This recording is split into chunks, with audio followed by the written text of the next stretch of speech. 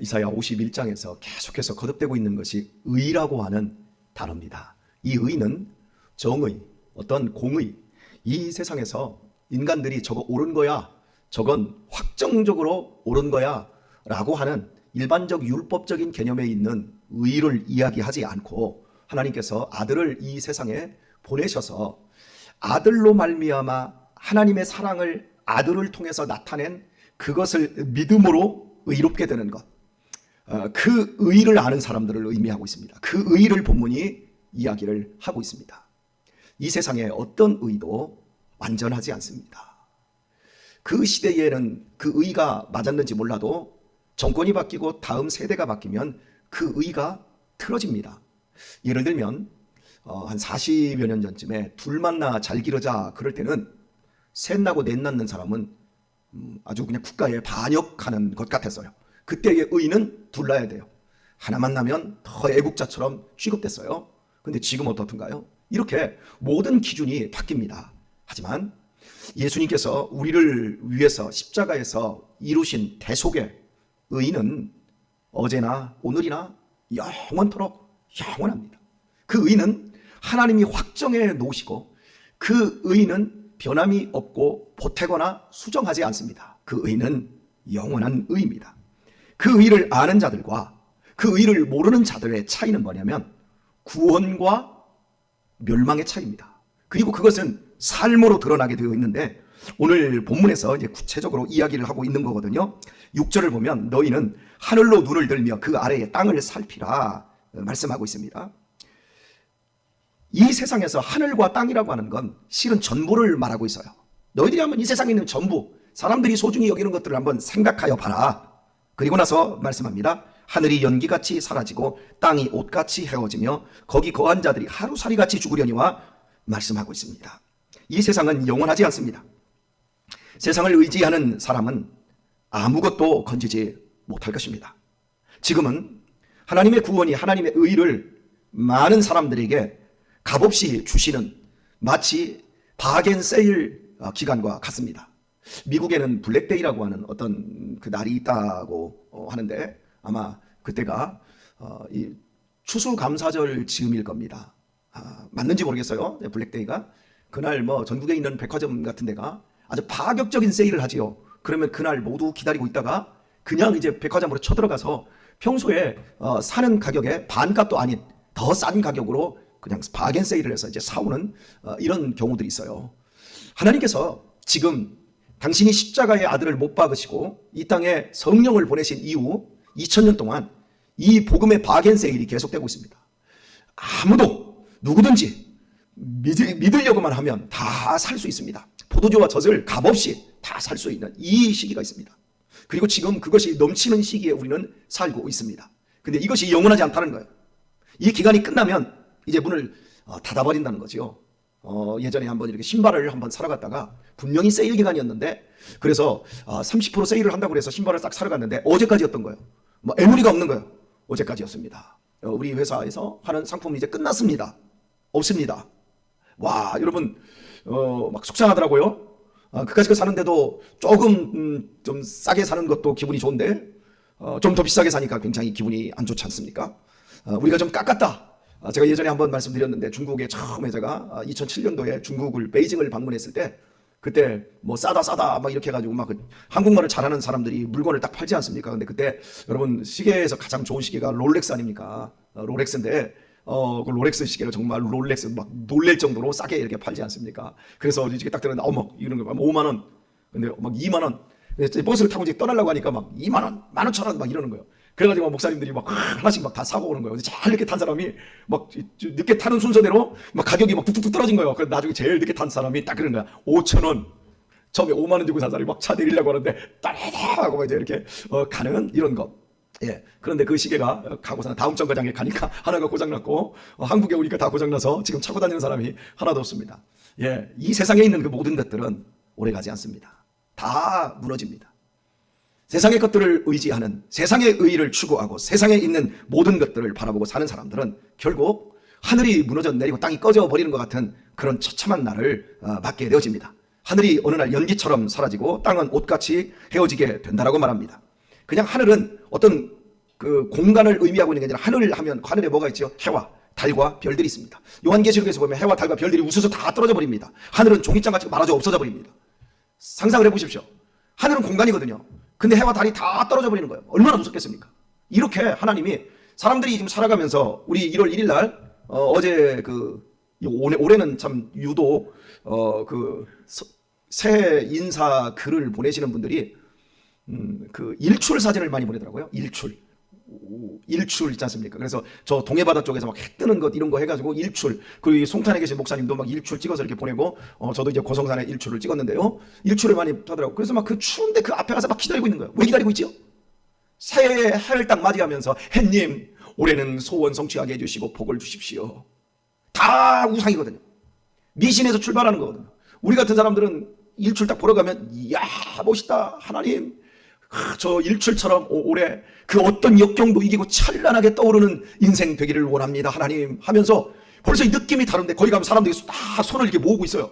우리는 딱 그거 보고 나서 막 찬송 막 주님의 노 막 이렇게 찬송을 하지 않습니까? 이렇게 완전히 달라요. 하나님께서 왜 하늘을 연기같이 사라지게 하느냐? 바로 그걸 섬기기 때문에 그래요. 저 태양, 파라오 태양의 아들, 다 천자 하늘의 아들, 천재 하늘의 황제, 다 하늘에 있는 그 모든 것들을 보고 그러는 거예요. 막 보름달이 뜨면 막 늑대만 오 하고 우는 게 아니라 보름달만 뜨면 거기 가가지고 막 떡해놓고 막 이렇게 막 빌고 막 달리신 하고서 막 그러면서 무당좀 추면서 막 무슨 막 뭔가를 받으려고 하지 않습니까? 저 별은 나의 별 하면서 막 네 별이 이러면서 그 모든 별도 다 거기에 뭔가를 붙여놓고 사람들은 그걸 다 섬기고 있습니다. 하나님이 왜 하늘을 연기같이 사라지게 하는가? 당신의 영광과 당신의 존귀를 보여주기 위해 거기다 그걸 하나님이 만들어서 우리를 위해 만들어 주셨는데 그걸 섬기고 있는 인생들 결국 없어지는 거예요. 왜 땅을 옷같이 낡아지게 합니까? 사람들이 땅을 섬깁니다. 동산, 땅, 그 땅을 가지고 온갖 나쁜 짓. 지금 우리나라만 그런 게 아니고요. 역사에 보게 되면 모든 그 나라들이 다 망할 때 보면 다 땅 가지고 망해요. 애굽이라는 나라의 그 기근이 들었을 때 요셉이 했던 것도 그 땅을 다 몰수에다가 왕에게 다 주는 거였어요. 그런 것처럼 바로 이것이 다 망하게 하는 거예요. 그렇게 인간들이 이 세상을 살아가면서 거기다 농사 짓고 욕심만 부리지 않으면 누구나 풍족하게 행복하게 살 수 있도록 다 하는데 사람들이 욕심을 너무 내니까 하나님 땅을 다 황폐케 하는 거죠. 여러분 지금 전 세계가 이 토지가 얼마나 황폐케 되는지 아십니까? 이번에도 그 사이클론이 필리핀을 강타했잖아요. 벌써 100여 명이 죽었잖아요. 근데 뉴스도 안 나와요. 희한하게 요즘은. 사이클론을 아주 막 난리가 나버려서요. 그렇게 죽었는데 이번에 농경지 피해만 5,800억 피해를 봤다고. 농경지 피해가 5,800억. 식량 문제로 직결되는 거예요. 이게 다. 그런데 사람들은 의식이 없어요. 우리 지금 선진국들이 전 세계에 있는 식량의 80%를 선진국 몇 개 되지 않는 나라들이 다 빨아들입니다. 그리고 가난한 나라들은 정말 먹을 것이 없어서 지금 죽어가고 있고요. 지금 이 땅들이 염분이 땅에서 여러분 땅에서 염분이 올라와요. 지하수층이 자꾸 낮아지고 염분이 자꾸 올라와요. 그래서 제가 식량 위기라고 하는 책을 읽으면서 이렇게 지금 그 땅이 염분화돼 가지고 농사를 못 짓는데도 어마어마하게 많고, 그리고 지금 저 중국의 몽골 쪽뿐만 아니라 이 몽골이 점점 더 넓어지면서 그 사막화 지역이 저 이제 스테파 막 지역까지 사막화가 다 되어져 가지고 농경지가 엄청나게 없어지는데, 여러분 이게 우리가 논 있지 않습니까? 밭 있지 않습니까? 저런 논과 밭을 회복하려면 1만 년이 걸린답니다. 토지를 농사 지을 수 있는 땅을 만들려고 하면 1만 년이 걸린다는데, 우리나라 제가 이제 좀 성인이 되던 그 20살이 되던 때부터 생각하면 제가 군생활 처음 하러 저 고양시 쪽으로 갔을 때요. 고양시가 얼마나 넓은 다 토지였는지 몰라요. 지금 거기 가보면 토지가 하나도 없어요. 평택 내려왔을 때 지금 이쪽 주변 브레인시티 이쪽뿐만 아니라 제가 오산 내려왔을 때 오산 우남들 그쪽으로 모두 다 막 농지였어요. 쌀은 지금 없어지고 있는데 점점 쌀은 없어지고 기후는 아주 포악해져 가지고 다 쓸어가고 있는데, 사람들은 농지를 갖다가 그린벨트 지역 다 해제해놓고 다 지금 이렇게 하고 있어요. 아마 식량위기 심각할 겁니다. 지금 몇 년 안 가서 우리 그걸 뼈저리게 지금 느끼게 될 거예요. 조금씩 천천히 오르고만 있다고 생각하지 지금 이 구조적인 이 부분이 얼마나 지금 무섭게 바뀌고 있는지요. 인도네시아가 지금 현재 석탄을 더 이상 수출하지 않겠다. 지금 석탄이 호주가 석탄 수출을 제일 많이 했는데 호주가 중국에 석탄 수출을 안 하니까 중국에서 석탄을 갖다 딱 움켜쥐고 우리나라한테 요소수를 수출을 하지 않았어요. 그러니까 인도네시아가 이거 무기가 될 수 있구나. 이게 식량은 여러분 전략적 안보 산업이에요. 그냥 이거 식량은 도태되는 돈이 안 되는 구닥다리 산업이 아니라 이건 전략적이어야 되고 안보 산업인데 이 부분에 대한 인식을 갖고 있는 사람이 별로 없어요. 여하튼 간에 인도네시아가 석탄 수출을 전면 금지한다. 세계에서 두 번째 국가인데 그 석탄을 제일 많이 수입하는 나라가 중국, 일본, 우리나라입니다. 석탄값 엄청 오를 겁니다. 그리고 지금 현재 컨테이너 손에 그 선적을 해놨는데 그것도 나가지 마라. 한 달 동안 수출하지 마라. 전 세계의 자원들이 전략적으로 이제 사용되고 있어요. 그만큼 모자라고 있다는 거예요. 사람들은 인구는 기하급수적으로 지금 늘어나고 있거든요. 우리나라만 지금 안 늘어나고 있어요. 저 동남아시아는 늘어나요. 그러니까 먹어야 될 인구는 더, 써야 될 인구는 더 많이 늘어나고 있는데 농지는 반대로 더 줄어버려요. 계속 줄고 있어요. 이 악순환, 이걸 지금 해결을 못하면 정말 무시무시한 전쟁이 일어납니다. 결국은 식량이거든요. 배고프면 남의 집 밥을 넘는다고 그러잖아요. 그런 것처럼 배고프면 내가 지금 무기를 더 많이 가지고 있어요. 그러면 쳐들어가는 거죠. 그리고 빼앗는 거죠. 세계 전쟁사를 보면 다 식량 때문에 벌어진 일이거든요. 그만큼 지금 이 세상이 낡아지고 있다고 하는 걸 우리가 실제적으로 생각할 수 있습니다. 이 세상은 침몰해가는, 서서히 침몰해가는 배와 같습니다. 영원하지 않습니다. 이 땅 영원하지 않다 그럽니다. 그리고 이 땅이 모두 다 없어지고 종이장같이 하늘 말아지고 땅 없어지고 나면 저 하늘에서 새하늘과 새 땅을 하나님이 우리에게 주시겠다고. 그리고 그 새하늘과 새 땅은 누구만 들어갈 수 있는가? 바로 하나님의 새로운 의, 예수 그리스도로 말미암은 새로운 의를 가진 사람들만 들어갈 수 있다고 분명히 이야기를 하고 있습니다. 침몰해가는 배 안에서 1등석이나 2등석이 무슨 소용이 있겠습니까? 여러분, 우리가 지금 이 세상에 지금 살고 있습니다. 근데 여러분 1등석에 살고 있습니까? 이 세상에 1등석에 탄 사람은 대한민국 호에서만 보면 1등석에 탄 사람은 1% 정도밖에 안 될 겁니다. 2등석에 탄 사람이 한 20% 됩니다. 이 대한민국 사회는 이 20%의 사람들이 대한민국 전체를 움직이고 대한민국의 부와 대한민국의 그 모든 것을 다 주장하고 있습니다. 그런데 그들이 그렇게 멋있게 보여도 여러분, 침몰하는 배 안에서 1등석이나 2등석이나 3등석이나 꼴등석이나 다를 게 없어요. 비행기가요, 1등석을 타보면, 전 1등석을 지금까지 앉아보지도 못했지만 비행기를 타면 1등석을 지나서 저 꼴등석 그쪽으로 가지 않습니까? 비즈니스도 아니에요. 저쪽으로 가, 이코노미석으로 딱 가요. 쫙 좁은 데 내리고 앉아요. 근데 이쪽 1등석 딱 지나가다 보면 막 침대에 막 누워있고, 와, 부럽지요. 비행기 값이 틀려요. 미국 가는데 한 80만 원 되지만 이 1등석 같은 경우는 한 300만 원 이상 되지 않습니까? 벌써 돈이, 걔네들은 차관이다. 우리는 특권층이다. 그런데 비행기가 딱 추락하잖아요. 그러면 어디 먼저 추락하는 줄 아세요? 1등석이 제일 먼저 땅에 처박혀요. 제일 먼저 죽어요. 침몰하고 추락하는 그 배와 비행기 속에 있는데 그것이 무슨 안심이 될 수 있겠습니까? 하나님의 심판이 임하면 모든 인생이 다 하루살이와 같다. 오늘 본문이 그렇게 하루살이 같이 죽으려니와 이렇게 말씀하고 있어요. 벌레와 같은 운명입니다. 움틀움틀 기어다니며 땅에서 맛있는 거 좋은 거 찾아다니고 있지만 결국 나비가 되지 못하면 한심스럽게 새의 먹이가 되고 마는 것, 그것이 벌레의 운명 아닙니까? 자, 오늘 본문은 분명히 우리에게 이렇게 말씀하고 있습니다. 나의 구원은 영원히 있고 나의 의는 폐하여지지 아니하니라. 예수 그리스도의 의는 폐하여지지 않는다 말합니다. 그러면서 의를 아는 자들아, 마음에 내 율법이 있는 백성들아, 하나님의 말씀이 있는 백성들아 하고 외치고 있는 거예요. 그러면서 너희는 나를 듣고 사람의 회방을 두려워 말라, 사람의 비방에 놀라지 말라 말씀하고 있습니다. 첫 번째 하나님이 우리에게 주고 있는 게 뭐냐면 너희는 나의 말을 듣고 하나님의 말씀을 들으라는 거예요. 어떤 사람에게? 나의 의를 아는 자들아, 나의 율법을 아는 자들아, 너희가 해야 될 일이 뭐냐면 내 말을 먼저 들어라. 나의 말씀을 먼저 들어라. 그 다음에 사람들이 너희를 회방하고 너희를 비방하는 일에 대해서 두려워하거나 놀라지 말라 이렇게 말하고 있습니다. 여러분, 하나님의 의, 하나님의 구원을 모르는 사람들은 이 세상 사는 동안에 부귀 영화와 일락을 누리는 게 인생의 목표입니다. 여러분도 그렇습니까? 세상의 부귀 영화, 이 지금 파멸해가고 있는 이 세상 속에서 우리가 세상 부귀와 일락을 누리는 게 우리의 목표입니까? 아닙니다. 우리는 이 기간 동안에, 세상 사는 기간 동안에 시험받고 연단받는 기간입니다. 하나님의 자녀로, 하나님의 구원받은 백성이 되어서 하나님이 우리를 시험하고 연단하여 그 나라에 들어가도록, 영원한 그 나라에 들어갈 수 있도록 우리를 훈련하고 연단시키는 기간입니다. 저는 고등학교 때 비행 청소년이었습니다. 그래서 잘 알고 있습니다. 진학을 포기한 사람들, 진학을 포기한 고등학생들은요, 고3이 돼도 괜찮아요. 시험 보는 날이 오면 더 좋아요. 일찍 끝나니까. 그냥 공부 안 하고 뻥뻥 놀고 재밌게 놀고 막 고등학생이 막 당구 300 치고 막 이러면서 그냥 놀아대면 되는 거예요. 그런데 정말 대학을 진학하고 자기의 인생에 어떤 목표, 목적이 있는 애들은요, 막 밤 늦게까지 공부하고요, 막 도서관에서 밤을 새고 이렇게 합니다. 그러면 그때 누가 좋아 보이냐면 비행 청소년들이 좋아 보여요. 공부 안 하고 빤질거리고 놀고, 막 자기는 좋은 거예요. 막 담배도 피우고 막 술도 먹을 만큼 먹어보고 놀 만큼 빵빵 놀아보고 얼마나 좋은지 몰라요. 재밌어요. 그런데 졸업하는 날 애들 대학 지나가고 그냥 딱 졸업하고 아무것도 없는 그것이 마지막에 졸업이 그 심판이더라고요. 여러분, 이 세상을 살아가는 사람들이 지금 잠도 안 자고 돈 벌고 잠도 안 자고 놀고 그렇게 열심히 하지만 그들이 이 세상이 전부라고 생각을 합니다. 막 그러면서 막 이 세상에서 이렇게 막 놉니다. 그러나 믿음의 사람들은 그런 삶을 살지 않습니다. 하나님이 주시는 그 기쁨과 생명을 누리면서도 그 나라에 들어가기 위한 목표를 가지고 믿음의 아름다운 삶을 살지요. 이런 우리를 보면 세상 사람들이 알죠? 이 바보 천치야. 야, 니네 뭘라고 그렇게 사냐? 니네 무슨 재미로 사냐? 막 이런 바보 천치 같다 이런 소리를 듣고 여기에 막 험담도 하고 막 욕도 하고 비아냥도 거리고 이런 소리를 우리는 듣게 되어집니다. 오늘 말씀 맺겠습니다.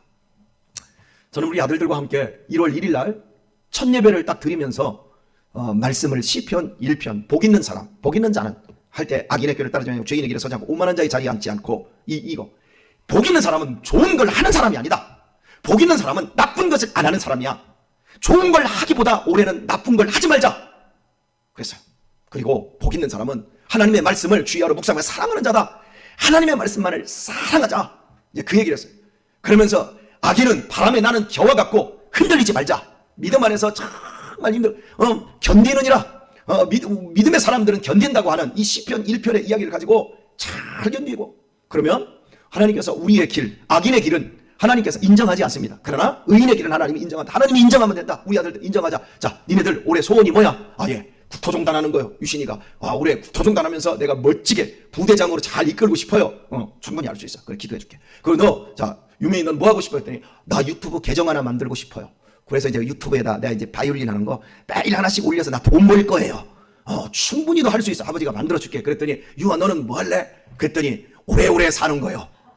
그건 누가 오래오래 살아? 그랬더니 나요. 그럼 아버지는 죽어? 그랬더니 아니요, 아버지도 오래오래 살아야 돼. 그래서 야, 그럼 올해는 삼형제 해가지고 이 유튜브 하나 만들자. 근데 제목을 뭐라고 할 때는 삼형제와 아버지 뭐 어쩌고 지네들이 이제 고민을 한번 하겠다고 그래요. 그래서 하나 딱 목표를 주고 이제 올해부터 너희들이 조금 더 확장을 하는 거야. 지금까지는 아버지와 함께 딱 다지고 훈련하고 했지만 이제부터는 너희들이 가지고 있는 걸 좀 세상 사람들에게 알리고 나누는 대로 우리 한번 가보자. 그래서 야, 우리 기도하자.